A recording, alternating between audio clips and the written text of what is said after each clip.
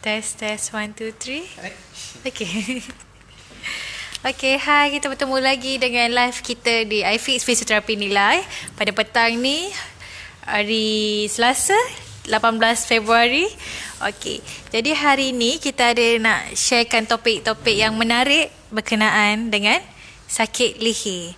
Jadi kalau anda ada masalah dengan sakit leher, apa-apa yang kenalan ke rakan kawan kerja, family sendiri ada masalah dengan leher, sakit atau rasa tak selesa, boleh tonton live kami hari ini. Boleh tag rakan-rakan semua untuk sama-sama kita ambil ilmu sikit pada petang ni.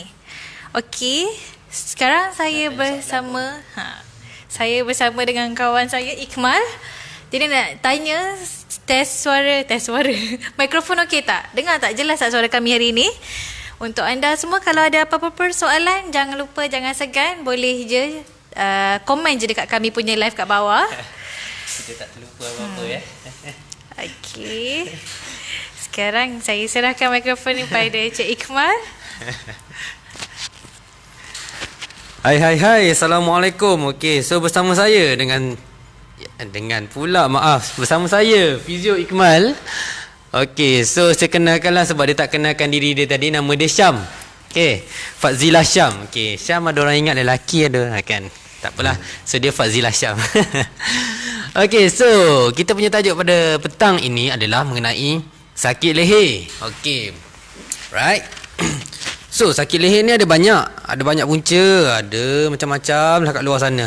So kalau kita pergi jumpa doktor, so doktor akan diagnose lah masalah kita.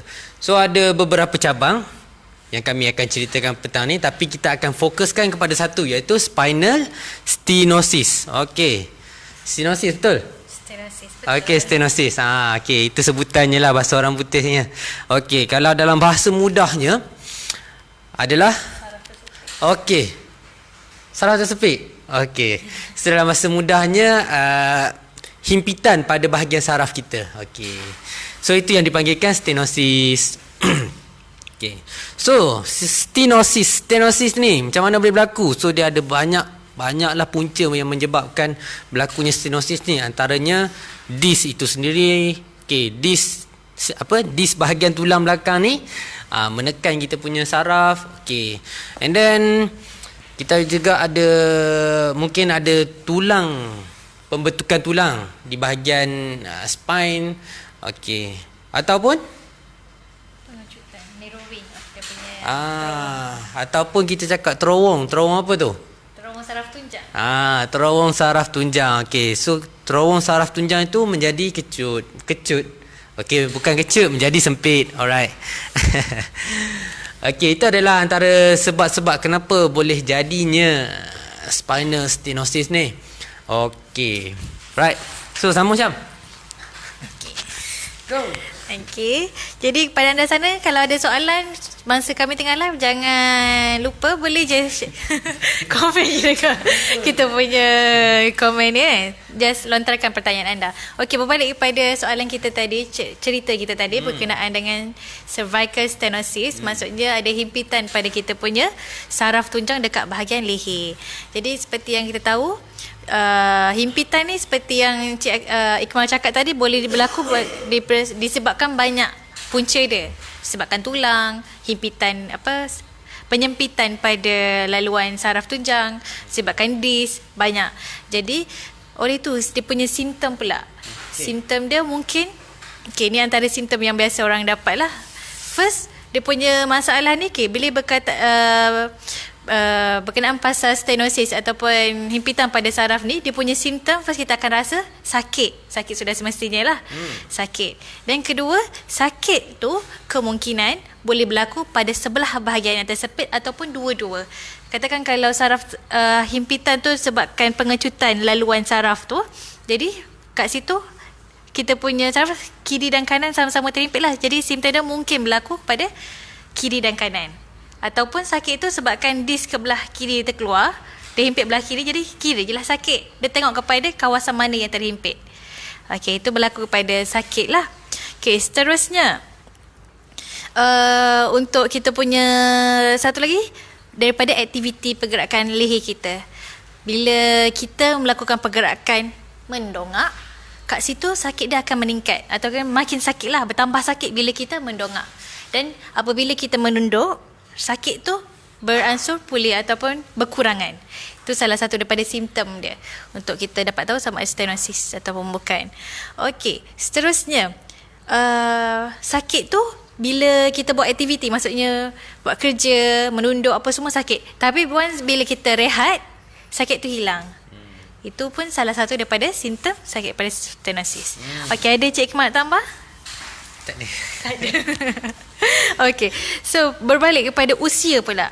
Usia, kebanyakan usia untuk orang yang akan menghidapi stenosis ni, dia kalau ikutkan dia vary daripada usia awal usia pun boleh dapat juga. Kalau kat sini antara yang paling cenderung untuk dapat masalah cervical stenosis ni adalah pada usia 30 hingga 60 tahun. Tetapi ada juga research yang mengatakan daripada umur 11 tahun, maksudnya usia kecil hingga 70 tahun pun dah ada pakai possibility, kemungkinan, kecenderungan untuk dapat stenosis. Tetapi seperti yang saya cakap tadi, masalah dia punca pelbagai. Mungkin disebabkan aktiviti dia, macam mana cara dia yang menyebabkan pertumbuhan tulang ataupun sebaliknya lah. Okey.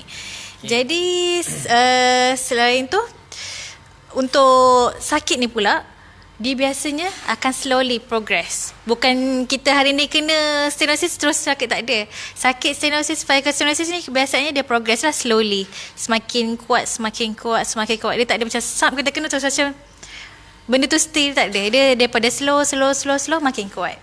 Ini dia punya antara simptom-simptom tu cervical stenosis lah. Okey. Cik Hikmah nak tambah apa-apa?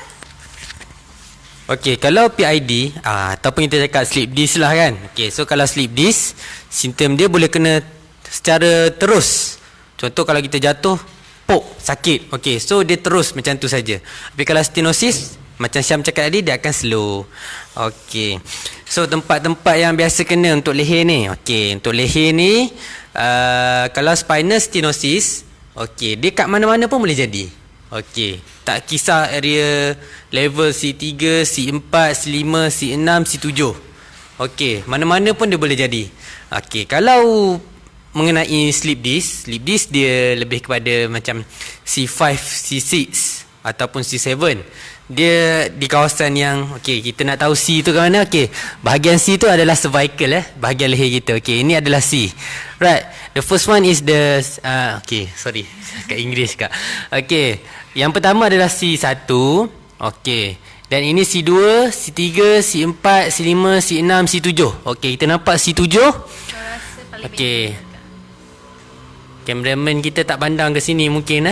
Okey, so kalau C7, kita akan nampak dia adalah paling menonjol sekali. Bahagian yang paling menonjol sekali di belakang, di bahagian tulang belakang kita. Kalau kita tunduk dan kita pegang, kita rasa satu tulang yang timbul, itu adalah C7. Okey. Right. So, yang saya cakap tadi, kalau PID mostly akan jadi dekat C5, C6.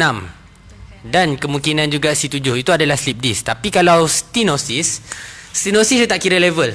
Kat mana jadi, kat situ dia boleh juga jadi. Apa yang saya cakap tak tahu. Okey, kat mana-mana pun dia boleh jadilah maksudnya. Okey, senang cerita. Right. Dia tak mengira level. Dia tak ada macam commonly kan. Biasanya jadi kat mana. Tapi kalau stenosis, mana-mana pun boleh jadi. Okey. Sama juga, tak semestinya di leher. Di bahagian belakang, di bahagian pinggang pun boleh juga di mana-mana stenosis ini berlaku. Ataupun himpitan ini berlaku. Okey. S3. Okey.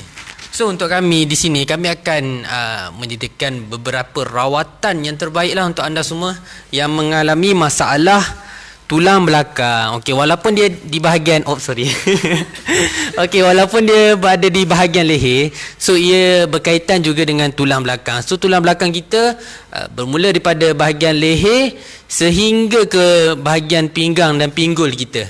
Okey. Right. So semua ini adalah tulang belakang. Okey, dan setiap level kita ada disc. Okey, disc ni yang kita selalu dengar slip disc kan. Okey, so that's why hari ni kita nak terang kenapa apa perbezaan antara stenosis dengan slip disc. Okey. Right, Syam? Ada apa-apa lagi? Tak ada. Okey, so kami akan sharekan beberapa tips senaman untuk dilakukan sekiranya anda menghadapi masalah inilah. Okey. Alhamdulillah. Sorry. Terima kasih. Okey. So, beberapa tips senaman tu adalah senaman yang simple. Okey. Dan yang paling penting sekali apa adalah penjagaan postur kita. Itu adalah yang paling penting sekali lah. Walaupun kita buat senaman kuat mana ke, kerap mana pun kita buat, okey, tapi kalau postur kita tak jaga, kita umpama mencurah air ke daun keladi. Okey, harap-harap kenalah peribahasa tu. Okey.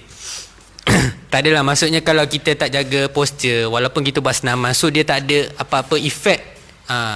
Maksudnya sakit tu akan sentiasa ada dengan kita selagi kita tak betulkan postur kita. Okey, Syam. Boleh tunjukkan senaman-senaman yang sesuai kita lakukan untuk masalah sakit leher ni? Boleh. Okay, so hari ni saya nak sharekan simple punya senaman. Okay, first macam biasalah kita lebih kepada stretching. Okay, so untuk hari ni kita nak ajar sikit lah senaman regangan. Sebab kebiasaannya kita sakit leher sebabkan posisi kita atau postur kita. Kalau kita kerja banyak menulis, typing, menghadap komputer. So kebiasaannya posisi ni yang antara common, posisinya kita akan menunduk. Kan, kepala kita akan ke depan, dia tak tegak. So hari ni kita nak betulkan postur dan senaman yang perlu kita lakukan. Okay, first senaman kita panggil chin tuck ataupun double chin exercise. Okay, kat sini dah cakap obvious lah kalau tak. Okay, so first macam saya cakap tadi, postur kita kebiasaannya kita akan dalam keadaan macam ni, menunduk, ya. Ke belakang kita ni akan, kalau tengok daripada sisi, nampak, okay, macam ni. Dia akan lebih kepada ni. Kalau anda perasan, anda akan nampak orang kalau leher dia dalam posisi sini, dia ada bonggol kat belakang. Kita panggil dia ada hump. Okey, ni biasa kalau dah kacau pada postur lah. So, macam mana kita nak elakkan pada posisi ni? So, senaman yang biasa perlu kita lakukan adalah chin tuck ataupun double chin. Okay, so kita, ini just penanda aras lah. Kita letak jari dekat dagu. So, kita retract. Make sure kita bawa balik ke belakang. Okay, nampak tak posisi ni? Okay. So kita akan daripada posisi biasa. So make sure kita rapatkan kembali. So tahan 5 ke 10 saat dan anda ulang 20 kali. So senaman ni tujuan dia untuk kuatkan balik otot anda, untuk pegang balik anda punya tulang belakang kat area leher. So supaya dia tak makin nunduk pula ke depan. So nak tegakkan. Okay, first ingat senaman dia double chin. First. Okay, next kita pergi pada stretching. Kita nak lebih kepada renggangan lah.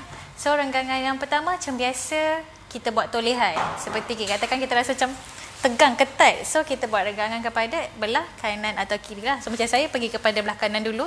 So kita akan push. Biasa kita toleh macam ni je dah terasa tegang. Tapi untuk bagi efektif lagi senaman stretching tu, renggangan tu, kita tambah lagi tekanan atau force, tertolak sampai mana rasa tu yang anda rasa tegang tu yang anda boleh tahan.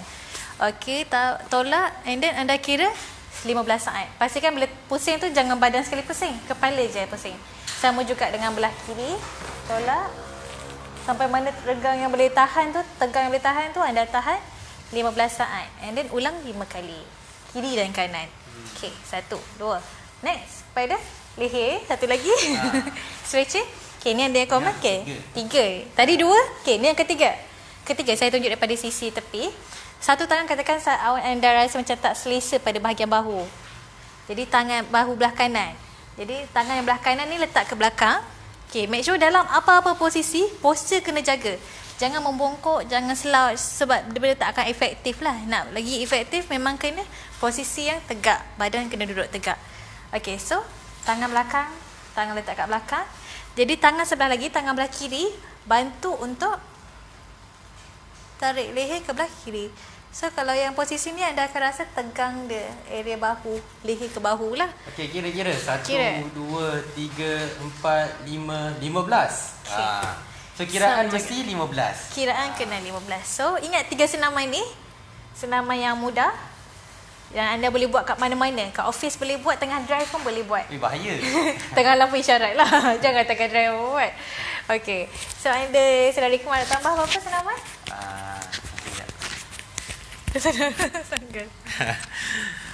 Okay, so senaman dia sangat mudah. So saya ulang balik lah senaman dia. Okay, first kali cinta. Okay, cinta ni mudah saja. Macam tadi cakap, kita tarik ke belakang. Okay, kalau yang double chin tu boleh nampak lah nanti macam mana kan, dia chin punya. Okay, tapi yang anda perlu make sure, lepas anda dah tarik ke belakang, anda jangan bawa ke depan macam ni balik. Kalau anda bawa ke depan semula, tak betul je. Tak betul juga tu. Maksudnya anda membawa kepada posisi yang tidak betul semula. Okay, so make sure kalau dah tarik, okay, kalau boleh lepas sedikit saja. Okay, maksudnya relax sedikit. Okay, dan tarik semula. Okay, itu adalah yang pertama. Dan tahan selama 5 ke 10 saat. Okay, itu anda boleh ulang sebanyak 10 kali. Okay, lagi banyak lagi bagus, kan? Okay, yang kedua tadi, okey, untuk rotation lah, neck rotation. Okey, neck rotation pun sama, tahan 15 saat juga, kiri dan kanan. Yang tu ulang 3 kali. Okey. And then yang last kali, yang kita letak tangan kat belakang, kita tarik leher. Okey. So yang tu pun sama, tahan 15 saat dan ulang 3 kali. Kalau lebih, lagi bagus. Okey. So kalau ada apa-apa soalan, boleh terus tanya kepada kami. InsyaAllah kami akan cuba jawab. Okey, so kami juga ada menjadikan video-video senaman, di YouTube, di Instagram, di Facebook kami. Okey. Dan kami juga ada laman web untuk anda lawatilah. So ada banyak info-info menarik dalam tu. Okey. Right. So mudah saja, just type iFit Physio dan anda akan jumpalah kami punya Facebook, Instagram ataupun YouTube. Okey. Tapi kalau dekat website anda kena anda kena type address kami lah, iaitu di www.ifitphysiotherapy.com.my. Okey. So semua tu sambung tak ada jarak-jarak Okey. Alright, so ada apa-apa soalan ke? Ya, satu lagi, nombor kontak kami, nombor untuk anda hubungi kami kalau ada sebarang pertanyaan atau soalan yang ingin ditanyakan. Okey, boleh terus kontak kami di 014 910 1310. Saya ulang, 014 910 1310. Okey. Right.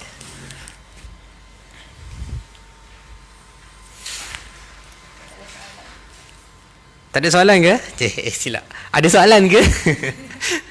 Okey, kita kena ubah sikit struktur ayat kita kan. Ada soalan ke? Ya, Cik Wani, nak tanya apa? Okey, Cik Wani tak ada soalan. Ya, baik. Ya, Puan. Okey, sekiranya tak ada soalan, setakat itu sajalah live kami pada petang ni. Sedikit perkongsian daripada kami, mana yang baik tu kita sharekan lah, mana yang kurang itu adalah kelemahan kami sendiri. Okey, insyaAllah kita akan bertemu lagi di lain hari, di lain waktu. Okey, nantikan live kami sentiasa pada pukul 5.30. Ya, dan hari-hari tertentu je lah. Okey. Tapi jangan risau, live ni boleh tengok balik. Okey. Right. Okey, sekian saja daripada kami. Selamat petang. Assalamualaikum. Bye.